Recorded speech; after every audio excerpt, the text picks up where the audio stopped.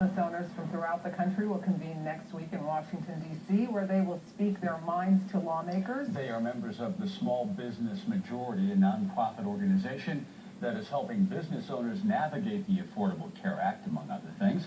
The group will spend 3 days in D.C. meeting with lawmakers from both sides of the aisle. Joining us right now to talk about it, Nevada's representative on the Small Business Network Council, the owner of Pioneer Overhead Door, Ron Nelsen. Mr. Nelsen, thanks for coming on our program. I appreciate it. Thanks for having me. Among your small businesses whom you speak with, what's the biggest confusion right now that they have over all of this?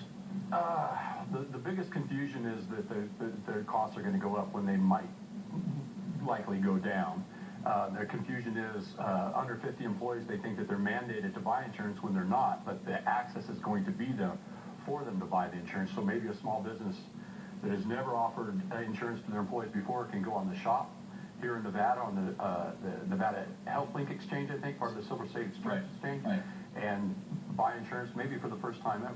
What do you say to people who say, I have a business and I'm close to that 50 employee threshold and I'm not going to hire anybody because I don't want to go over it and I'm cutting back hours so that I don't have full-time employees? You know, sometimes that's hard for me to believe. I've been a businessman all my life, and what creates jobs for me is consumer demand. That's one of the reasons why we're going to Washington, to try to get our representatives to not do anything to put the brakes on our economy, to not defund Obamacare, because we've been looking forward to it for a long time.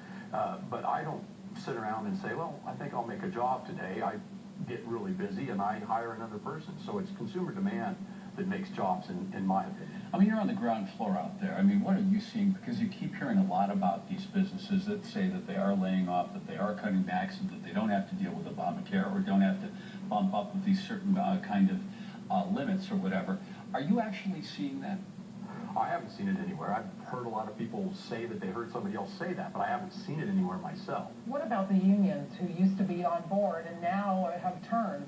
You know, they want something, and that's good, that's okay, and if we had a functioning Congress, we could fix any problems that we have.